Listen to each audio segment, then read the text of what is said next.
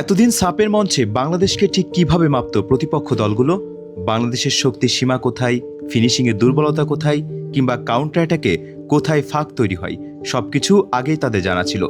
পুরনো সেসব video analysis আর তথ্যের খাতা কলম সামনে রেখেই নিশ্চিন্তে মাঠে নামত ভারত, নেপাল বা মালদ্বীপ। কিন্তু এবার সাপের লড়াই শুরু হওয়ার আগেই ভারতের মিডিয়া, টিম ম্যানেজমেন্ট আর সমর্থকদের ভেতর শুরু হয়ে গেছে এক অদৃশ্য উদ্বেগ।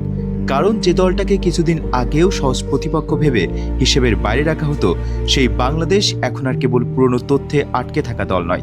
সাপের রাজত্ব ছিনিয়ে নিতে এবার লাল সবুজের জার্সিতে তৈরি হচ্ছে সম্পূর্ণ ভিন্ন এক ঝাঁঝালো স্কোয়াড।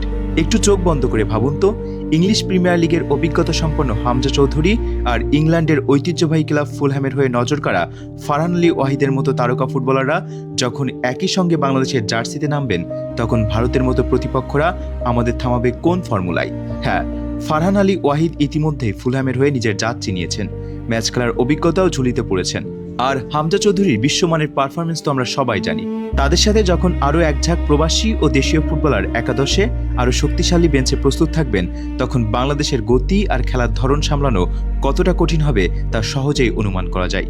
প্রতিপক্ষ দলগুলোর বছরের পর বছর ধরে বানিয়ে রাখা সব পরিকল্পনা আর হোমওয়ার্ক কিন্তু এক লহমায় ভেস্তে গেছে। বাংলাদেশকে আটকানোর পুরনো কৌশল এখন পুরোপুরি অপ্রাসঙ্গিক, কারণ এই নতুন বাংলাদেশ দলকে কিভাবে থামানো সম্ভব তার কোনো তৈরি উত্তর কিন্তু ভারতের কোচিং স্টাফদের কাছেও নেই। বিশেষ করে ভারত বনাম বাংলাদেশ ম্যাচ মানেই তো শুধু সবুজ গালিচার 90 মিনিটের লড়াই নয়, এটি দুই দেশের সমর্থকদের প্রেস্টিজ ইস্যু, সামাজিক যোগাযোগ মাধ্যমে বাকযুদ্ধ আর স্পোর্ট চ্যানেলগুলোর সবচেয়ে বড় হেডলাইন। কিন্তু ইতিহাস বলছে এবার পরিস্থিতি পুরো উল্টে গেছে। ভারতের মিডিয়া কিংবা সোশ্যাল মিডিয়ায় তাদের সমর্থকরা যত নিজেদের ফেভারিট দাবি করার চেষ্টা করুক না কেন, ভেতরে ভেতরে তারা খুব ভালো করেই জানে বাংলাদেশ এখন সম্পূর্ণ অন্য ধাতুতে গড়া এক দল। আমাদের ফুটবলারদের রগে রগে এখন বইছে ইংলিশ ফুটবলের সেই হাই ইন্টেন্সিটি গতি আর নিখুঁত পাসিং সেন্স। বাংলাদেশ দলকে হেলাফেলা করার সেই দিন এখন পুরোপুরি অতীত। সাপের বাঁশি বাজার আগেই লাল সবুজের এই রাজকীয় পরিবর্তন পুরো সাউথ এশিয়ান ফুটবলে ছড়িয়ে দিয়েছে এক থমথমে উত্তেজনা। বিশ্বমানের এই স্কোয়াড আর অপ্রতিরোধ্য আত্মবিশ্বাস নিয়ে এবার সাপ জয়ের নতুন মিশন শুরু হতে যাচ্ছে।